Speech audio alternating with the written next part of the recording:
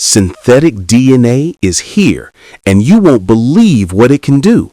Smarter crops, advanced medicines, even storing entire movies in a tiny droplet of DNA. Today, we're breaking down what synthetic DNA really is, why it matters, and how it's shaping the future of life. Before we dive in, hit like, share, and subscribe. It really helps us keep exploring science in fun ways. First, let's make sure we're on the same page. DNA is basically the instruction manual for life. Every plant, every animal, every human, all built using the same 4 letters, A, T, C, and G. Think of these letters like musical notes.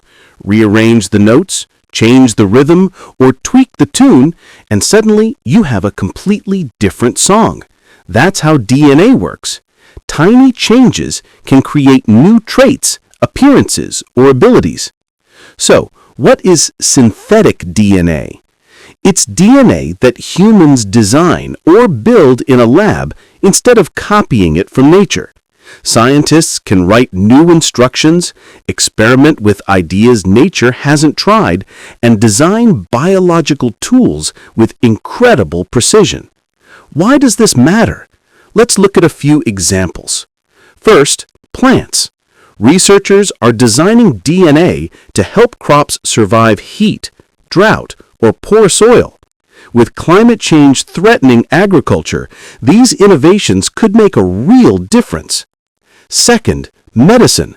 Synthetic DNA can guide cells to produce helpful proteins or even form the basis of modern vaccines. Some therapies are already being tested to target genetic disorders safely. Third, data storage. Scientists have successfully encoded images, videos, and documents into DNA molecules. Because DNA is dense and stable, a droplet could potentially hold more data than an entire data center. Here's a mind blower. DNA usually has 4 letters, but some scientists have added new synthetic letters. That expands the alphabet of life and opens possibilities for proteins or functions that evolution never explored. What about humans? Can synthetic DNA change human DNA? Yes, but only in safe, controlled ways. Scientists are exploring gene therapies that correct faulty DNA responsible for certain inherited conditions. CRISPR and other tools can target single mutations to treat disease, improve diagnostics, or guide therapy. This isn't about upgrading humans. It's about helping people heal safely and responsibly. The future is exciting. Imagine plants that clean the air, materials grown by microbes stronger than steel, or personalized therapies built from synthetic DNA that fit your biology.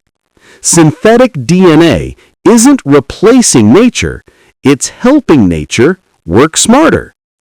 If this blew your mind, hit like, share, and subscribe. It really helps the channel grow.